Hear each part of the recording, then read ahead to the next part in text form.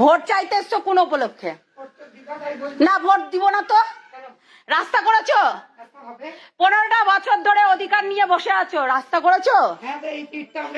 হ্যাঁ, ইট তোমরা পেতেছো ঘরের থেকে টাকা দিয়ে। তাহলে তাহলে ঘর থেকে যখন টাকা দিয়ে পারোনি, তাহলে এটা ঢালাই করনি কেন? ড্রেন করনি কেন?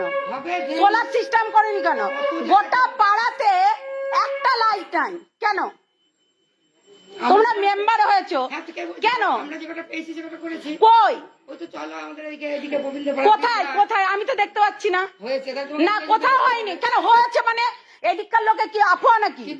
গোটা পাড়া কি একসঙ্গে হবে? কই 15টা বছর ধরে একসঙ্গে হচ্ছে না।